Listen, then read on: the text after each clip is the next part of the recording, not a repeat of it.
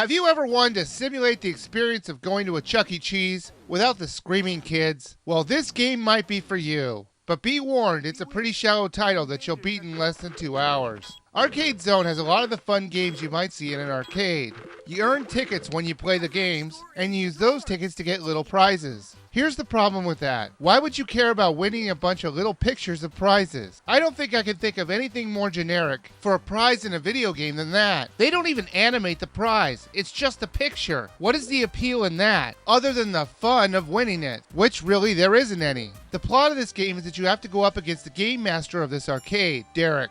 To get to him first, you'll have to beat 3 of the 4 games in each of the sections. How do you beat a game, you might ask? You have to beat one of the 3 high scores each game has. When you beat 3 of the 4 games in the section, you'll unlock a super game, which for some reason really isn't a game at all. It just involves you making food of some kind, whether it be making corn dogs, pizzas, or smoothies. I did start to wonder if all this earn your way to the master crap was all their way of just making us work their restaurants for free. Anyways, once you beat 3 sections, the way to Derek the Game Master is open, who, by the way, comes off like a complete tool. Space hockey is like life.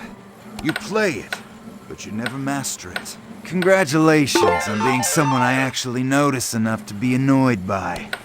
Yes, I'm willing to spend some of my time to have a reaction to you. This is more than a game of air hockey. Until you know that, you can't be on my level.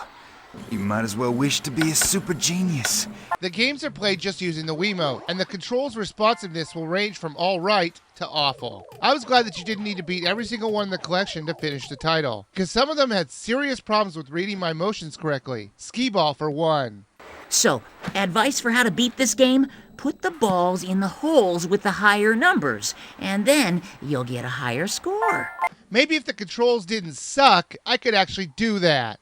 Now, there were some really fun games in this collection, like Brick Tower, where you have to keep stacking up bricks until you miss, and this spinner game where you had to try and hit the treasure icon so it'll go to the next spinner for even higher points. The one thing that I really liked about this title was the cooperative play. 4 players can play the main game. So basically they're giving you 4 chances each time that you play the game. So if you have 4 people to play with you, you basically have 4 chances on each game to hit the high score and win that game. In all truthfulness, the little Wiiviewer did win some of these games for me, like Kaboom. I couldn't get past the first part, but he was on fire in this one. Arcade Zone is a bit of a throwaway title. There's nothing really compelling about it, yet it's not really the train wreck you might assume it to be. If I had to describe it, I would say it's about average to below average for a minigame collection. So does that make it worth a buy? No. Is it worth a rent though? I want to say yes, but I would feel like I'm lying to you. You will enjoy the game for about an hour, but then you'll get bored with it after that. So I can't say honestly that spending $6 on renting this game will be worth it. So I think you should probably skip it.